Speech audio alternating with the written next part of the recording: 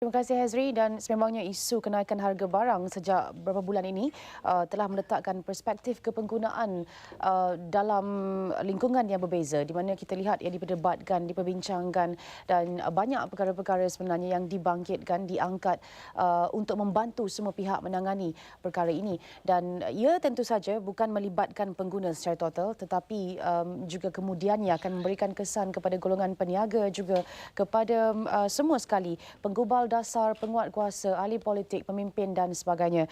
Dan kerana kita tidak sekadar mahu mencari ataupun menuding kesalahan sahaja, dan kita mahu mencari penyelesaian, hari ini kita sama-sama bincangkan isu kenaikan harga barang yang mungkin juga perlu kita dalami lagi, iaitu langkah-langkah menangani kos sara hidup. Dalam Selamat Pagi Seluruh Malaysia hari ini bersama-sama tetamu terhormat saya di studio. Apa khabar Datuk Seri? Khabar baik, Alhamdulillah. Terima kasih menjemput. Ya, terima kasih kerana bersama dengan kami juga. Ya, Datuk Seri Hassan Malik, Menteri Perdagangan Dalam Negeri, Koperasi dan Kepenggunaan. Dan tentu saja sebelum kita pergi ke perkara-perkara yang lebih berat sekarang ni yang memang menjadi perhatian masyarakat untuk diperbincangkan, mungkin boleh Datuk Seri berikan sedikit permulaan kepada kita penggal yang baru menyaksikan portfolio sebagai Menteri Penuh. Datuk Seri rasa cabaran agak berbeza sedikit yang untuk tempoh yang ada ni? Okey. Terima kasihlah Serina. Saya sebenarnya waktu timbalan dulu tanggungjawab itu taklah berapa berat sangat. Tapi apabila telah diberi kepercayaan oleh Yang Berhormat Perdana Menteri untuk mengetuai Kementerian Perdagangan Dalam Negeri, Koperasi dan Kepenggunaan, saya sendiri merasakan satu cabaran yang sangat kuatlah. Yang pada saya satu tanggungjawab yang perlu dilaksanakan, bukan saja atas kepercayaan Yang Berhormat Perdana Menteri kepada saya, tapi harapan daripada rakyat untuk melihat bahawa mereka senantiasa dalam keadaan sejahtera. Oleh kerana itu, pendekatan kita dan pendekatan saya di kementerian untuk melihat dan mencari jalan cara macam mana rakyat boleh disejahterakan dengan beberapa inisiatif, beberapa program, beberapa usaha-usaha kita ke arah apa yang disebut tadi soal hari ini, soal kenaikan kos sara hidup. Jadi kita lihat ini sesuatu yang sebenarnya berlaku di mana-mana. Very universal. Di mana-mana saja di negara luar, dalam negeri, kita kenaikan harga barang itu memang berlaku sedikit sebanyak. Tapi tidaklah sebagaimana yang telah diwar-warkan oleh setengah pihak mengatakan ini satu kenaikan 20%, 40%. Pada saya ini adalah satu persepsi yang tak betul lah.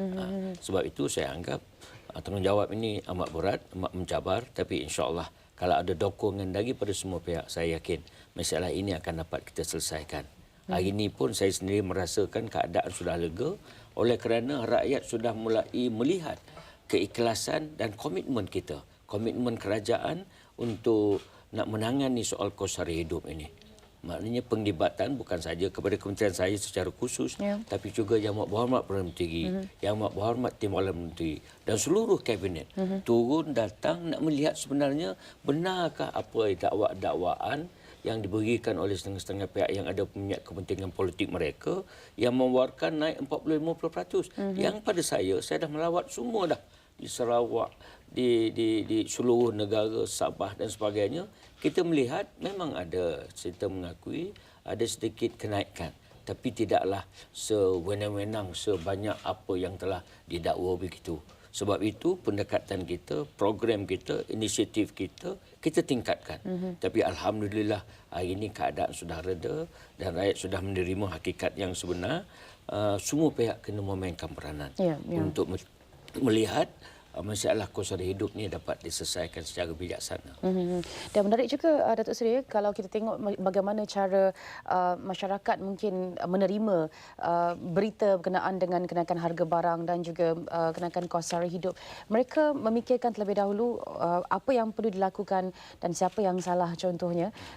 Tetapi pemikiran untuk bekerja lebih kuat, untuk mencari lebih banyak sumber keuangan contohnya, itu mungkin kurang diberikan perhatian.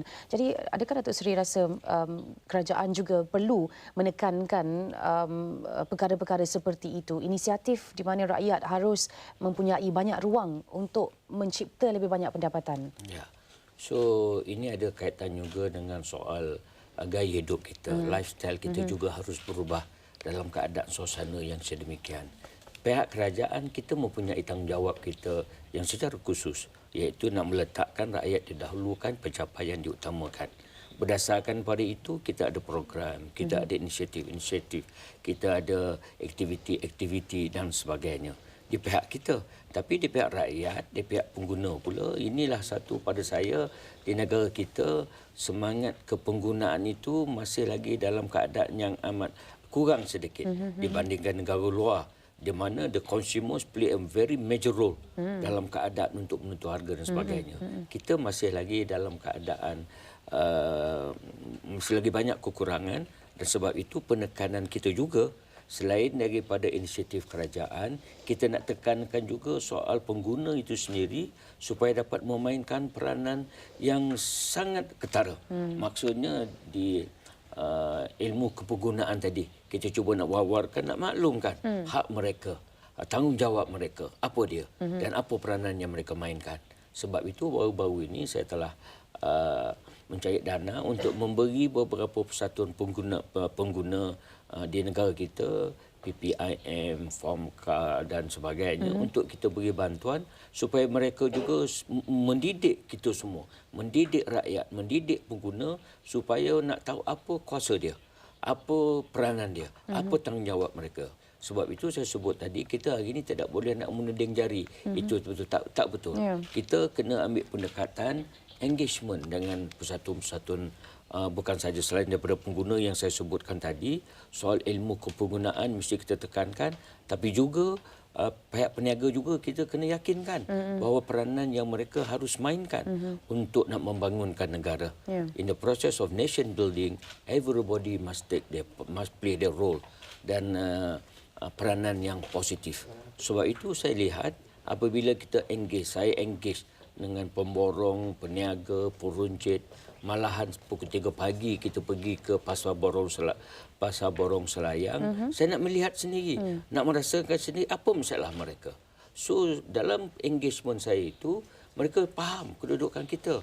Dan oleh kerana ada pemahaman sedemikian, alhamdulillah, keadaan hari ini pada saya sudah agak reda dan rakyat melihat bagaimana committednya, bagaimana seriusnya pihak kerajaan untuk melihat rakyat ini hidup dalam sejahtera. Begitu juga peniaga pun merasakan diri mereka juga ada peranan untuk nak membantu kerajaan, menyumbang kepada penguatkan fizikal dan keuangan negara. Pengguna pula saya minta mereka memainkan peranan sebagai pengguna. Kalau dilihat ada kedai-kedai yang baik ini, mereka mesti sokong. Sebab itu program-program kita ke arah situ sedang kita reka, sedang kita, malah bukan sedang, dah pun kita laksanakan, dan ini akan kita pertingkatkan lagi. Baik. Menarik juga apa yang Datuk Seri sebutkan lebih awal, iaitu bagaimana isu kenaikan kos sara hidup dan kenaikan harga barang tidak berlaku sekarang saja, tapi sejak sekian lama pun. Ia satu proses yang berpanjangan dan di mana-mana tempat di seluruh dunia pun. Kerana kalau kita menggunakan enjin carian di internet, Datuk Seri, kita type kos kenaikan sara hidup, berita 15 tahun yang lalu pun masih keluar lagi. Maknanya 15 tahun yang lalu masyarakat kita sudah pun bercakap tentang perkara ini. Kalau kita boleh tahu kadar kenaikan itu, adakah sekarang ini mungkin ketara sangat kadar kenaikan menyebabkan mereka lebih terasa? Kadar kenaikan ini juga kita mesti melihat kepada statistik yang sebenar. Department of Statistics, Jabatan Perangkaan Negara telah membuat kajian, membuat survei, melihat harga-harga barangan di ratusan ribu outlet di peringkat bawah. Bandar-bandar kecil, bandar besar, dan mereka telah membuat ke arah indeks harga pengguna. Di mana dilihat melalui indeks harga pengguna itu tadi, kenaikan ada, tapi tidaklah seberapa sangat, 3% dan sebagainya. Ini adalah satu angka yang pada saya munasabah, sesuai dengan keadaan negara kita. Tinggi sedikit daripada Singapura, tapi keadaannya adalah sederhana dibandingkan negara-negara luar. Sebab itu ini adalah satu pendekatan statistik yang menunjukkan ada kenaikan beberapa sektor dari segi makanan dan ada statistik ni tadi kena yang menunjukkan dalam indeks harga pengguna ni tadi, kenaikan itu tidaklah begitu menonjol sekali. Dan ini tak boleh nak dinafikan kajian survei yang dibuat oleh Jabatan Perangkaan. Okey. Kalau kita tengok juga inisiatif-inisiatif kerajaan yang dibuat menerusi beberapa program bantuan sebelum ini, agak banyak juga yang diletakkan di bawah Kementerian Datuk. Ya. Seperti menu rakyat atau kedai rakyat Satu Malaysia dan sebagainya. Mungkin boleh Datuk terangkan kepada kita status pelaksanaan program-program ini dan apa agaknya yang Datuk jadikan keutamaan dalam senarai Datuk untuk meneruskan program-program ini? Keutamaan saya ialah keutamaan kita di kementerian untuk nak meletakkan rakyat itu didahulukan. Di mana kepentingan rakyat ada, ini kita tekankan.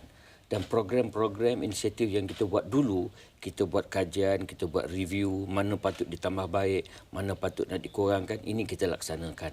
Misalnya kedai rakyat Satu Malaysia. Hari ini kita dah ada 125 buah kedai rakyat Satu Malaysia di seluruh negara mengikut beberapa model-model lah. Dan ini adalah satu program yang amat berjaya sekali kerana memberikan harga barangan di antara 15 ke 40% lebih murah dibandingkan daripada luar. Dan ini oleh kerana kejayaannya, kita bercadang untuk nak menambah 60 lagi kedai rakyat Satu Malaysia ini, bukan sahaja di Semenanjung tapi juga di Sabah dan Sarawak. Itu kalau kedai rakyat Satu Malaysia yang saya sebutkan tadi. Begitu juga dengan MERIM disebut, menu rakyat Satu Malaysia. Banyak kedai, bukan saja kedai-kedai, warung-warung, restoran, tapi juga di gedung-gedung besar, di Sogo sebagai contoh. Saya dah pergi ke Sogo, ada ruang untuk rakyat menikmati minum pagi dengan hanya membayar RM2. RM2 for the breakfast, RM4 for the lunch. Ini ada di Sogo. Maknanya saya nak menekankan bahawa menu rakyat Satu Malaysia ni berada di mana-mana. Cuma kadang-kadang macam saya sebut tadi, pengguna mungkin tak tahu dan tak mau menggunakan kemudahan ini. Sebab itu bila MERIM berjaya, kita sekarang sedang mengembangkan untuk kita kita nak banner program MERIM ni melalui institusi pengajian tinggi, melalui hospital-hospital, premis-premis awam, termasuk dibangun kerajaan, supaya dilihat, dipaparkan, ini kedai yang boleh memberikan Harga yang rendah. harga yang cukup murah, RM2 untuk minum pagi, RM4 untuk lunch. Begitu juga dengan kedai-kedai rakyat Satu Malaysia. Ini satu juga inisiatif yang telah dibuat oleh pihak kerajaan untuk menjual barang tekstil, baju, tudung, kain lansir. Dan setakat hari ini sudah ada 15 buah. Dan apabila dilihat ini berjaya, kita bercadang untuk nak menambah 50 buah lagi kedai kain rakyat Satu Malaysia. Begitu juga dengan Korim, Cermin Mata. Cermin Mata ni pun ada satu program di mana rakyat boleh membeli cermin mata ini dengan harga di antara 70 ke RM100. Biasalah ya harganya tu. Dan ada beberapa inisiatif syarikat-syarikat tertentu, terutamanya WP Global Resource Holding Berhad, yang menawarkan cermin mata ini bukan saja harga murah, tapi yang pentingnya ada insurans ni, ada insurans coverage kepada cermin mata ini. Dan ini berlaku. Dan ini sudah ada 121 buah kedai optikal yang menawarkan inisiatif program cermin mata kepada rakyat ini. Begitu juga dengan One Malaysia Discount Card. Kita bagi kad-kad untuk membolehkan pengguna, rakyat menggunakan perkhidmatan dan memberikan potongan harga barangan di antara 2,175 rakan dagang. Maknanya boleh digunakan di outlet-outlet ini untuk memberi kepada pesara, kepada OKU, untuk mereka membeli barang-barang dengan harga yang murah melalui One Malaysia Discount Card. Itu ini satu lagi. So pada pendek kata, inisiatif-inisiatif inilah yang hari ini kita war-warkan melalui akhbar, melalui lain-lain, supaya rakyat tahu ini kemudahan ruang yang disediakan oleh kerajaan untuk rakyat menggunakannya. Okey, baik. Dan kita terfikir juga daripada apa yang telah disebutkan dengan program-program yang dah diadakan itu, Datuk Seri. Kalau di Kuala Lumpur contohnya, di bandar-bandar besar lain di seluruh Malaysia, mungkin mudah sikit kita nak tengok kedai kain Satu Malaysia atau kedai rakyat Satu Malaysia, menu rakyat dan sebagainya. Bagaimana skop perluasannya dijamin oleh kementerian sampai ke peringkat luar bandar, sampai ke orang kata capaian pelbagai lapisan usia, warga emas pun dapat, budak-budak pun dapat. Datuk Seri. Inilah saya fikir publicity. Maklumat-maklumat ini penting untuk kita salurkan ke peringkat akaunti. Ini pada saya macam saya sebutkan tadi, kita akan tingkatkan lagi supaya maklumat ini sampai. Misalnya macam kedai rakyat satu Malaysia pun sekarang bukan saja di bandar-bandar besar yang disebut Sharina tadi, tapi juga di bandar-bandar kecil, di Kuala Pilah, di bandar-bandar lain, di Pekan dan sebagainya sudah ada dah sampai dah barang-barang ini. Tinggal lagi saya melihat kalau ini memang menjadi harapan rakyat, kita akan berkembangkan lagi. InsyaAllah saya cukup yakin keperhatian kerajaan akan membolehkan inisiatif-inisiatif yang baik ini, yang menguntungkan rakyat ini, kita akan lipat gandakan. Sambutan setakat ini yang dapat diperhatikan oleh pihak kementerian terhadap program-program seperti ini, maknanya kita boleh tahulah betul-betul rakyat yang memerlukan ini benar-benar memanfaatkan apa yang kerajaan sediakan kepada mereka.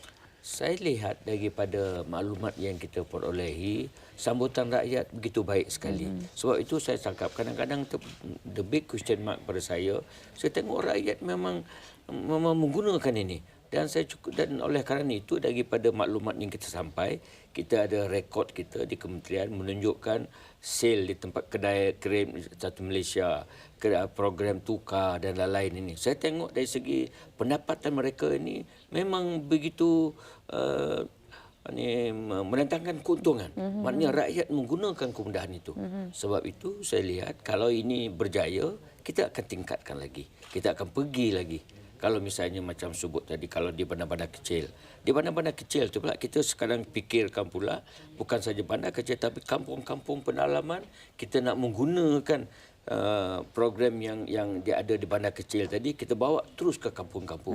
Ini sedang kita laksanakan supaya rakyat akan umumi sendiri benar-benar merasai kemudahan tersebut. Okey, dan tentu saja tentang penguatkuasaan sendiri, ini antara perkara yang penting juga untuk kementerian Datuk ya, untuk memastikan bukan sekadar kemudahan kepada pengguna tapi perundangan yang ada dilindungi, hak-hak pengguna juga dilindungi, dan ops harga antara operasi yang dijalankan oleh kementerian. Kalau kita boleh tahu setakat ini secara lengkapnya apa yang telah dicapai oleh ops harga. Okey. Kita dah buat ini sepanjang tahun. Tahun lepas saja kita buat pemeriksaan hampir kepada 2 juta premis yang kita periksa, yang kita lawat, yang kita serbu, kita nak tengok sama ada betul ke harga ini naik dan sebagainya. Tahun lepas. Dan tahun ini juga awal tahun saya lancarkan ops harga 2014 untuk kita mempertingkatkan penguatkuasaan kita ini.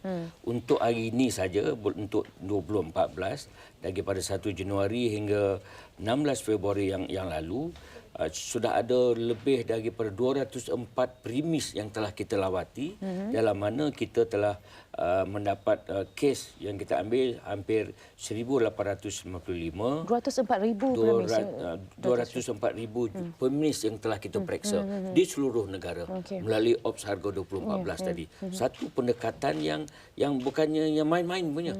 We are really serious. We go down to the grassroots. Periksa tengok kedai-kedai ini. Kalau misalnya mereka ini ingkar, naikkan harga sesuka hati dia, kita melaksanakan akta-akta yang ada di kita. Sama ada akta kawalan harga, ataupun akta anti pencatutan, akta persaingan, akta-akta yang ada ini kita melaksanakan, enforcekan semata-mata supaya rakyat dapat kemudahan segalanya tadi. Maknanya peniaga tak nak naikkan sesuka hati mereka. Bagi mereka yang ingkar, yang tidak mematuhi arah ini, kita ambil tindakan. Tapi Datuk Seri, mungkin ini akan menyebabkan kementerian tidak begitu popular di kalangan peniaga. Pada saya tidak popular. Pada saya rakyat didahulukan. Sebab bagi kita laksanakan ini supaya rakyat dapat kemudahan, pengguna-pengguna. Sebab itu peniaga. Jadi kita engage dengan mereka, kita terangkan hasrat kita. Kita bukan nak menekan sesiapa. Kita nak ada keadaan win-win situation. Semua untung, semua dapat faedah. Ini yang kita cuba jalinkan. Dan alhamdulillah syukur bila ada pemahaman sedemikian, keadaan sudah reda sedikit. Sebab itu penguatkuasaan yang kita jalankan sepanjang masa dan ini kita akan teruskan. Dulu misalnya program yang saya buat dengan Yang Berhormat Perdana Menteri, kita senaraikan hypermarket, kedai-kedai besar yang boleh menurunkan harga, dirasmikan oleh Yang Berhormat Perdana Menteri supaya dapat lihat keikhlasan komited kerajaan.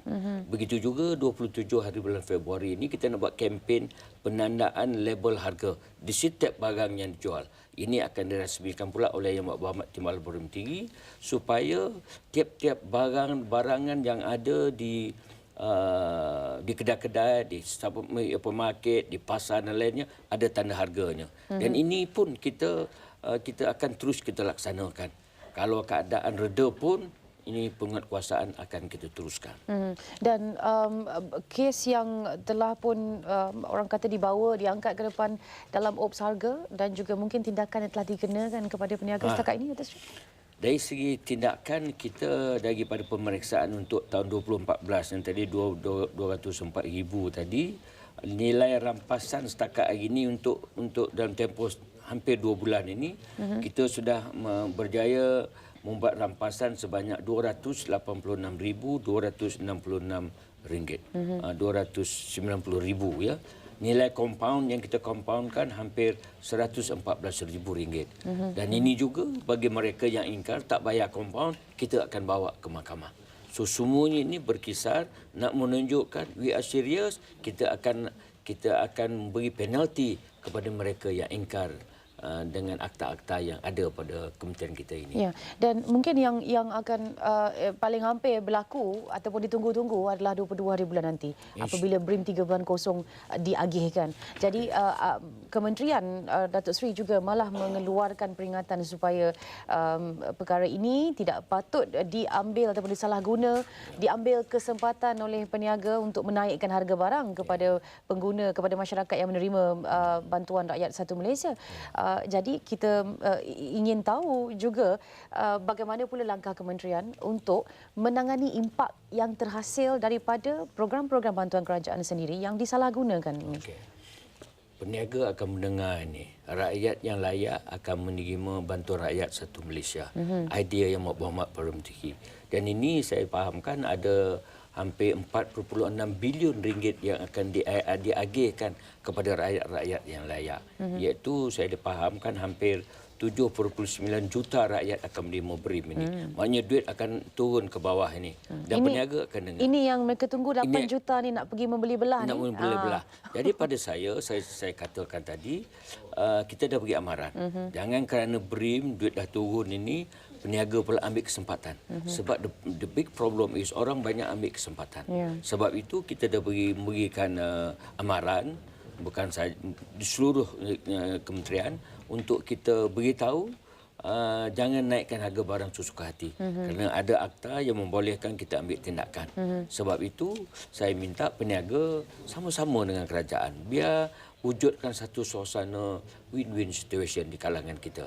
Sebab itu kalau dilihat besok orang ambil kesempatan ini, kita akan banyak. Dan ini besok akan kita tengoklah dari segi tangkapan, premis yang kita periksa, berapa kes yang dapat, ini besok akan menunjukkan kepada kita. Maknanya are they supporting our idea? Kalau mereka tak support idea kita, kita nampaklah jelas daripada penalti-penalti yang kita kenakan. So saya pun tak, tapi saya cukup yakin dengan peranan yang akan dimainkan oleh pengguna tadi, saya yakin keadaan ini tidak akan wujud. Maknanya pengguna mesti bersuara. Kerana itu juga telah Datuk Seri sebutkan tadi, tapi mungkin kita ingin dapatkan gambaran lebih lengkap sebenarnya apa yang akan kementerian lakukan ataupun rancang untuk program-program advokasi kepada pengguna. Sebabnya kalau pengguna tidak terus membeli belah selepas menerima bantuan BRIM, mungkin juga peniaga tidak boleh mengambil kesempatan pun. Mereka mungkin boleh tunggu masa yang lebih sesuai selepas itu. Tapi program-program pendidikan sebegini nampaknya kena berterusan Datuk Seri kepada pengguna. Program pendidikan kepenggunaan ini telah pun saya lancarkan baru ini. Kita memberikan sedikit peruntukan kepada beberapa persatuan-persatuan terpilih untuk mereka menjalankan kegiatan ini. Bukan saja di peringkat pelajar-pelajar, tapi juga di peringkat pegawai kerajaan, anggota kerajaan, pada swasta, pada seluruh rakyat. Kerana semua mereka ini adalah pengguna.